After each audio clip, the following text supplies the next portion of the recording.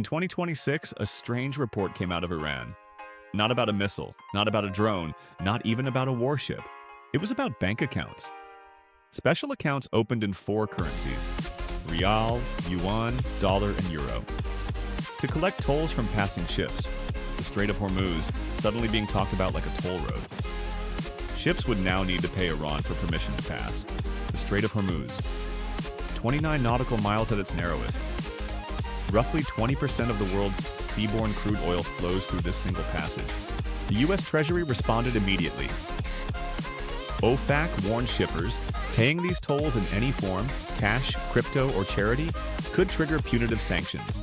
Even donations to the Iranian Red Crescent Society were flagged as potential violations. That's how seriously the U.S. is treating this situation. And here's the part that stopped me cold.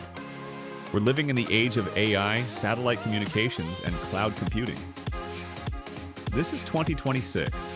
So why, in 2026, is one of the world's most critical geopolitical flashpoints about a narrow strip of water? Think about that for a second. Here's what most people believe. In the age of AI and the cloud, geography doesn't really matter anymore. Everything is digital. Everything is instant.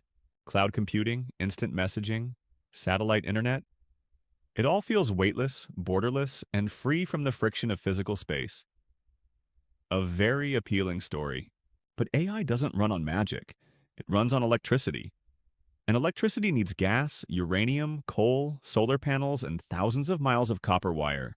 AI chips are made of silicon, refined in factories requiring ultra-pure chemicals, imported equipment, and enormous amounts of water for cooling and processing. Those chips travel by ship. Those ships pass through straits. And those straits are controlled by countries with armies, navies, and now, toll booths. The IEA reported data centers consumed about 415 terawatt-hours of electricity globally in 2024. That's roughly 1.5% of total world power use. By 2030, data center electricity demand is projected to more than double, nearly 945 terawatt-hours. That's more power than the entire nation of Japan uses today. A single AI data center draws as much power as 100,000 homes. The largest ones under construction today? 20 times that amount. The cloud is not in the sky. It sits in buildings connected to power grids, cooled by water, filled with chips, and supplied by ships. So ask yourself, is geography still relevant in the AI era? The answer isn't just yes. It's more relevant than it has ever been. Let's go to Hormuz.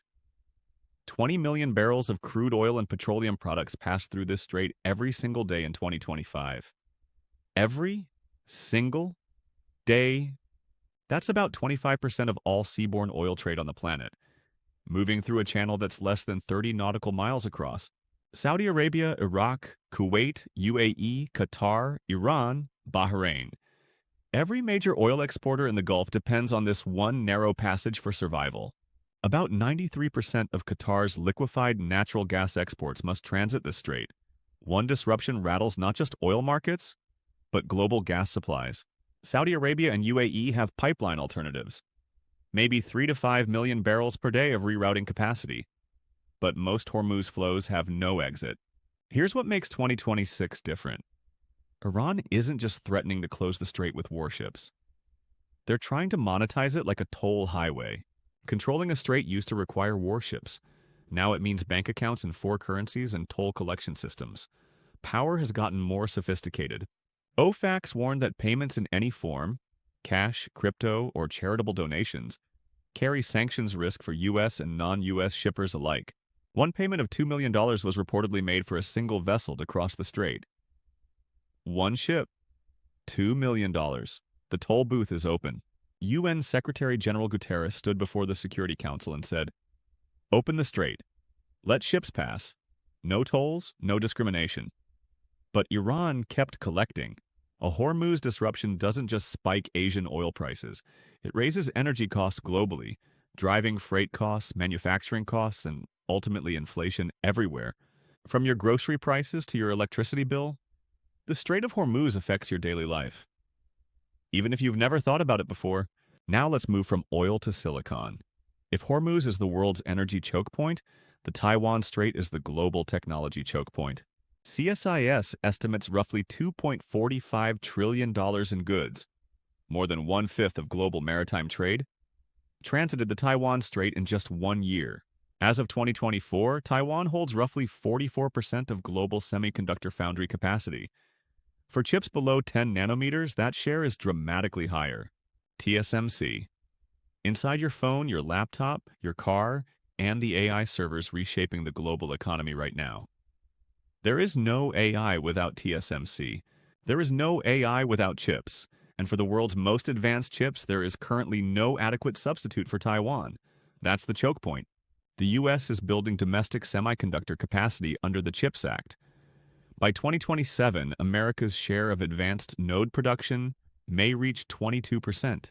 But that still leaves most cutting-edge chip supply in a region facing one of the most dangerous military standoffs on Earth. That tension is real. A Taiwan contingency, blockade, quarantine, or invasion would disrupt $1.4 trillion of Chinese imports and exports flowing through the strait annually. Here's what most people miss. Over half of Taiwan Strait voyages travel between Chinese ports. Disruption doesn't just hurt Taiwan, it damages China most. In the age of oil, the world watched Hormuz. In the age of AI, it watches Taiwan. Different commodity, same choke point logic, same global vulnerability. One more layer. China controls 52% of global EV battery exports.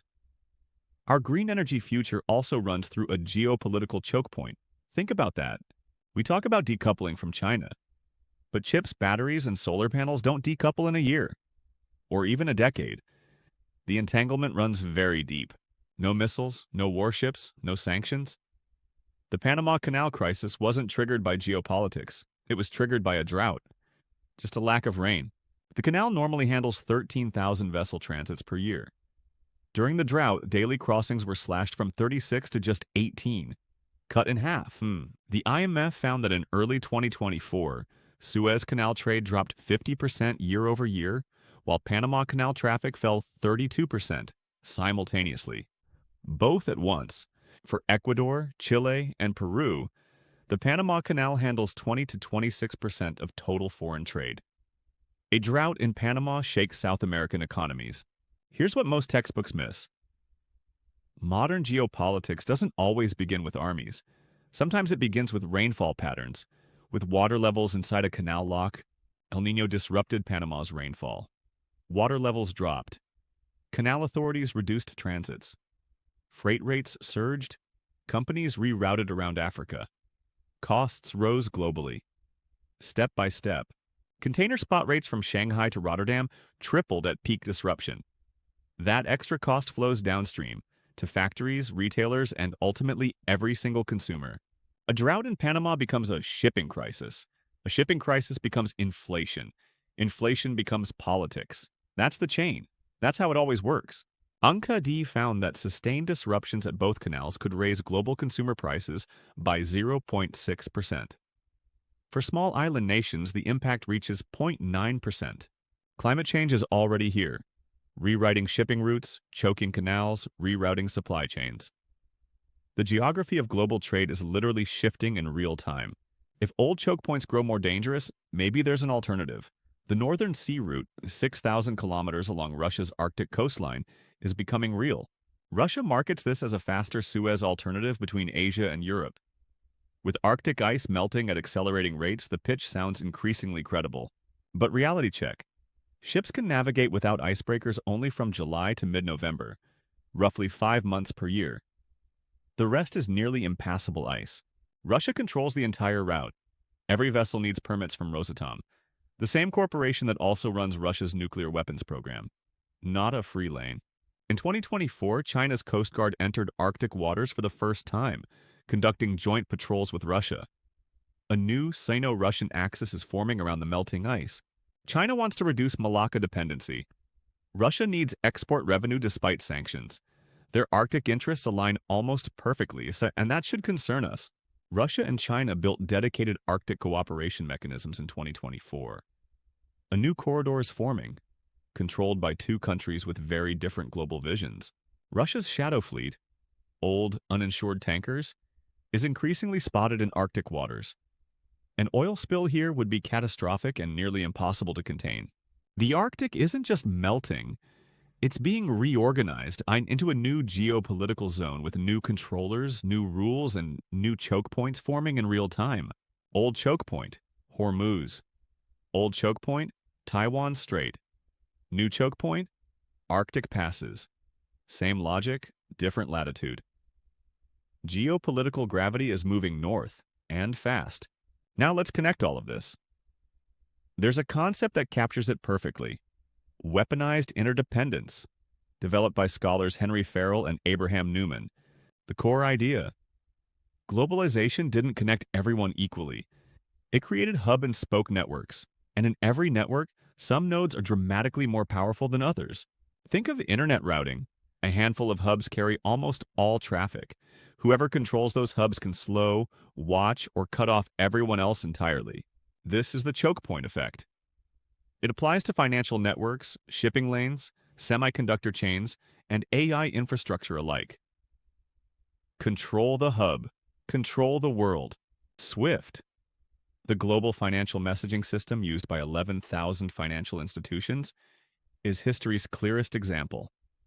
In 2012, Iran was cut off. Completely. Lifting the SWIFT ban became Iran's primary demand in nuclear negotiations. No missiles fired. Just a digital disconnection. And it nearly crippled the Iranian economy. The U.S. controls dollar clearing and internet routing infrastructure. China controls gallium, batteries, and rare earth processing. Each controls different critical choke points. China knows this. They're building alternative payment systems, pursuing semiconductor independence, and partnering with Russia on Arctic routes, reducing choke point exposure. Here's the paradox. The more countries exit these networks, building parallel systems, the more the original network gets weaponized against those who stay. Globalization connected everyone, but it did not connect everyone equally. And now those unequal connections are becoming tools of economic pressure and geopolitical leverage, which brings us to the final chapter, the AI paradox.